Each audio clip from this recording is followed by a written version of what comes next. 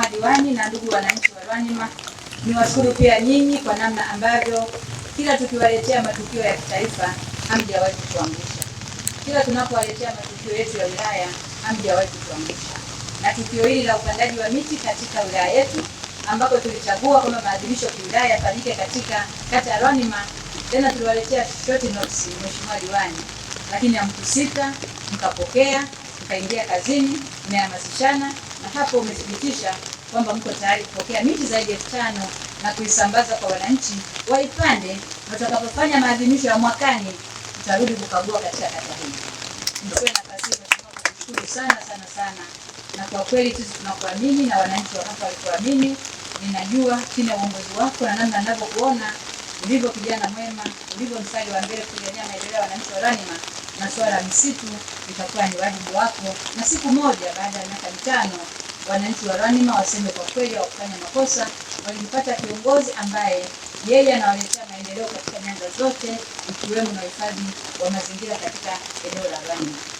Ndugu viongozi na ndugu waandishi wa habari na ndugu wananchi, naomba mseme kwamba kama ambavyo amesema kamanda wa TFS, kama ambavyo amesema mwakilishi wa mkurugenzi hapa, swala la utunzaji wa mazingira kwetu sisi Nyamagana ni jambo la lazima. Kwa hiyo nitumie fursa hii kuhamasisha wananchi wa kata ya Rwanima ambao siku ya leo tumewapatia hii miti 5,000. Naomba mipokee na niwaombe mchukue mkaipande katika maeneo yenu, na nilipata taarifa leo kila mwananchi atapata miti 5,000 kwa kila mwananchi, mkaipande kwenye maeneo mnayoyazunguka. Na tumewaletea miti mizuri, tumewaletea miti ya matunda kama ambavyo kauli mbiu inasema kwamba miti ni uchumi. Maana yake kama tunakupandia matunda nyumbani, sio tu kupunguza hewa ya ukaa katika eneo lako pale ulipo, kukupa kivuli cha mazingira wezeshi ya kuishi kwa amani unapokuwa na shughuli za familia, hewa nzuri, lakini vile vile kuwa na uchumi, kwa sababu parachichi hizi zitakwenda kuimarisha uchumi katika ile familia. Sio tu uchumi peke yake, tutakwenda kuimarisha na afya, hasa kwa kujua kwamba tunayo kampeni ya kuhakikisha tunakuwa na taifa la watu wasio na ulemavu, hasa watoto kuanzia umri 0 mpaka anapokuwa mtu mzima karibu, lakini tunasema zaidi ya siku 1,000 mtu anatengenezwa kuwa nani. Kwa hiyo miti hii ndugu zangu sio tu kwa swala la uchumi, lakini na kwa upande wa afya. Lakini kwenye upande wa uchumi ndugu zangu, kama usingekuwa na parachichi nyumbani, maana yake familia ingeingia gharama kwenda kununua hilo tunda. Sasa tunda linakuja nyumbani na miti yako mwenyewe.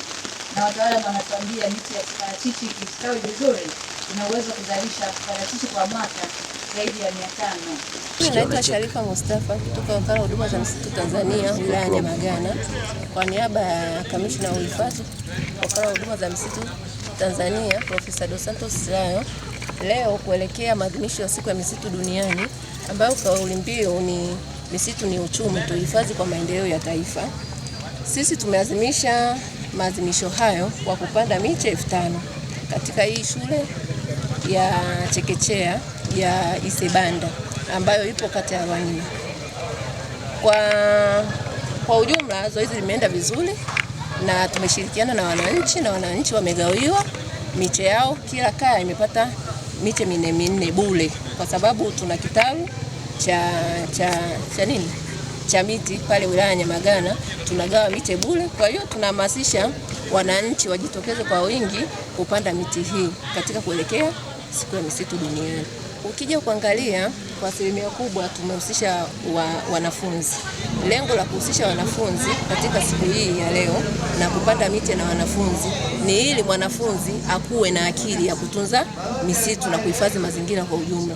Kwa hiyo ukija kuangalia wilaya ya Nyamagana ya zamani na sasa hivi, wilaya ya Nyamagana imekuwa ya kijani, maana yake wananchi wamehamasika, na pale kwenye kitalu mwaka jana na mwaka juzi ni tofauti na wananchi wanapokuja kuchukua miche. Kwa hiyo mazingira yametunzwa na mpaka sasa hivi tunaendelea kutunza, na hii miche iliyogawiwa leo tunaamini wataitunza, kwa sababu tumewahusisha wenye viti wa maeneo ambao ni wenyekiti, watendaji wote, na pia wameweka faini zao ndogo ndogo.